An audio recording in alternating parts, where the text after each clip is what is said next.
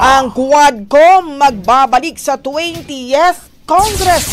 Mga panukalang batas na inirekomenda ng komite. Inihain. Brigada Haji Caaminio, ibrigada mo. Brigada Live Report. Muling ilulunsad ang Quad Committee sa Kamara sa 20th Congress na nag-imbestiga sa mga issue ng extrajudicial killings, iligal na operasyon ng Philippine Offshore Gaming Operators o POGO at war on drugs ng Administrasyong Duterte.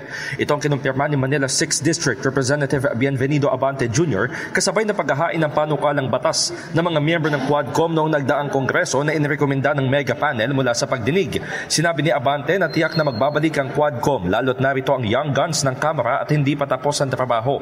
Ipinaliwanag nito na mayroong mahigit 10,000 manggagawa mula sa POGO na unaccounted o hindi pa rin nakikita. Bagamat binuwag na ang mga POGO o malalaking kumpanya, naglipatan umano sila sa maliliit na grupo, samantalang may libo-libo pang illegal na Chinese sa bansa na kailangan tugunan.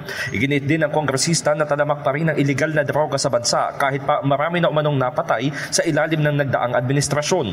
Unang inihain ng mga dating miyembro ng Quadcom na kinabibilangan ni Representatives Paulo Ortega V, Zia Alonto Adyong, Jervil Luistro, Ernix Jonicio at Jay Conghun ang mga panukalang layong ituring ang extrajudicial killings bilang heinous crime, pati na ang civil forfeiture sa real properties na nakukuha ng mga dayuhan sa illegal na paraan. Idinagdag ni Abante na sa anti-EJK bill magtatatag ng EJK board kung saan magbibigay ng reparation para sa mga naging biktima ng naturang krimen. In the heart of changing lives, ako si Brigada Haji Caaminio ng 105.1 Brigada News FM Manila, The Music and News Authority. Ang bahaging ito ay hatid sa atin ng PowerCell Soya Coffee. Masarap araw-arawin.